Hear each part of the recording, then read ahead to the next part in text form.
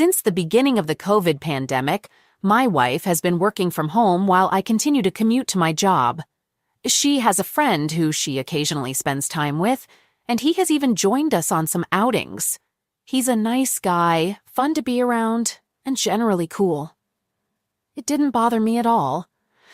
My wife had mentioned early on that they dated during their freshman and sophomore years in high school. Back in high school, they never had closeness. After they broke up, they reconnected as friends during their senior year. At that time, he had a girlfriend and she started seeing someone else as well. According to her, there was no romantic involvement between them after the breakup. When the COVID pandemic hit, my wife informed me that she would be working from home. I was supportive of this change as it offered convenience and saved on commuting costs. She mentioned that her friend would also be working remotely, and they might occasionally meet up to collaborate and assist each other with their work, given their similar professional fields. However, one day I returned home and noticed that he was there in person. I didn't pay much attention to it initially because my wife had informed me about their work arrangement. They would sit with their computers, appearing to work diligently. This went on for some time. However, a few weeks later, I would arrive home to find them casually enjoying each other's company. They would engage in various activities together, like playing games, having drinks, or sharing a meal. I couldn't help but find it peculiar. It seemed like he was receiving more attention from my wife, and that she was having a better time with him than with me. That fateful day, the one that altered everything, I came home to a sight that left my heart in pieces. They were relaxed on the couch, her head comfortably resting in his lap as they watched TV together. A maelstrom of emotion surged within me, but I managed to keep my cool, waiting patiently until he left our home. The moment he was out of sight, the dam of my restraint broke. I let loose an eruption of anger, my voice reverberating through the house as I confronted her about their shockingly inappropriate behavior.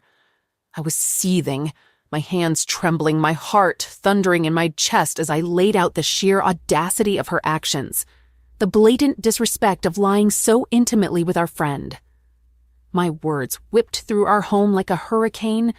I bared my raw feelings, my deep sense of betrayal, as I pointed out how she showered him with more attention than she ever granted me, her husband. I accused her of sharing more joyous moments with him than we had ever experienced together. I didn't shy away from mentioning their past, their history of a casual fling. In my wrath, I turned against the inanimate objects in our surroundings. Furniture was toppled, plates were hurled against the walls, shattering into 1,000 pieces, their destruction underscoring the symphony of my fury. A lamp was caught up in my rampage and launched towards the door, mimicking his hasty exit.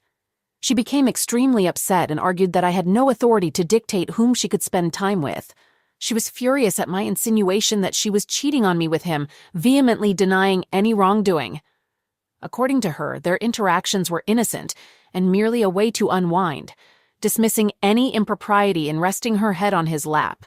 Curiously, for the past 2 days, he hasn't been present when I returned home.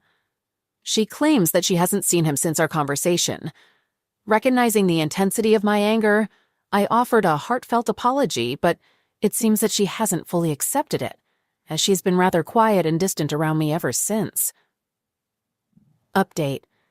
Last week, I shared about my wife spending time with an old high school ex at our house since COVID started. Initially, it seemed innocent as they were just helping each other with work. But things started getting more intimate. When I found her lying with her head in his lap, I reached my breaking point. I confronted her and banned him from coming over. She was angry and defensive, but eventually agreed. Many people here also found their behavior suspicious. However, I later learned that he might still visit during the day and leave before I return home. After much consideration, I decided to install hidden cameras around the house. A part of me felt guilty, like I was crossing a line. But the bigger part of me needed to know the truth. I needed concrete proof of what was happening behind my back. So I ended up buying 2 high-quality, inconspicuous cameras that I could easily set up around the house. I chose 2 strategic locations, one in the living room, the central hub of our home, and the other in our bedroom, a place that should have represented intimacy and trust between us. I carefully hid the cameras, ensuring they were not easily detectable while still having a clear view of the room. On the first day the cameras were set up, I found myself nervously watching the live feed from my office.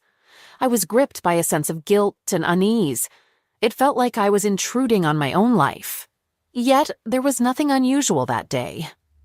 My wife went about her usual routine. Her movements, her actions were all mundane and ordinary. It was a normal day in our home, a slice of life that I was so accustomed to seeing. Yet it felt so distant and foreign through the lens of the hidden cameras. The second day, however, was different. The ex, her affair partner, came over. At first, they seemed to be working on something. They were in the living room, discussing, laughing even. But then, things started to change.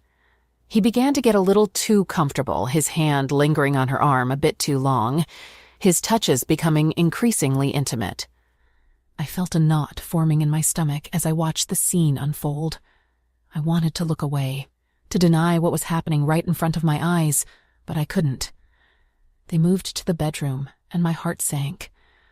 I watched in disbelief as my wife betrayed our vows in our very own bed. It felt like a punch to the gut. The rawness of the betrayal leaving me breathless. The next time I saw my wife, I was ready for confrontation. I looked her in the eye and asked her directly, was she still seeing him? She flatly denied it, trying to maintain her facade of innocence, but I was prepared. Turning on the television, I revealed to her the concrete evidence of her betrayal.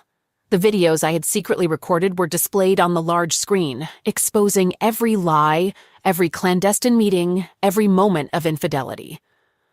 As the truth of her deceit unfolded before her eyes, I saw the mask of innocence she had so carefully crafted slip away. The color drained from her face, replaced by a pallor of guilt and shock. She realized then that I knew everything, and there was nowhere left for her to hide. She started crying, the tears streaming down her face.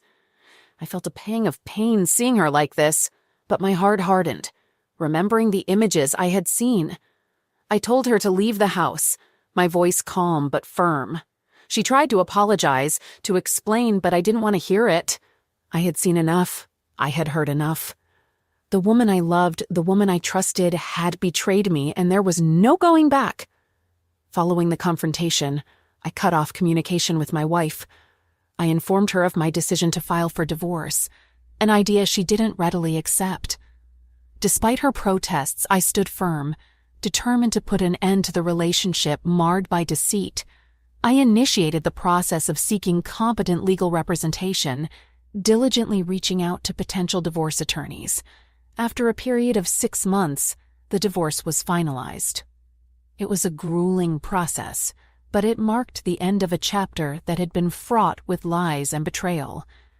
Despite the difficult circumstances, I managed to maintain my composure throughout the process, focusing solely on the facts and not allowing my emotions to cloud my judgment. One of the final steps I took was to send a copy of the video evidence to her parents.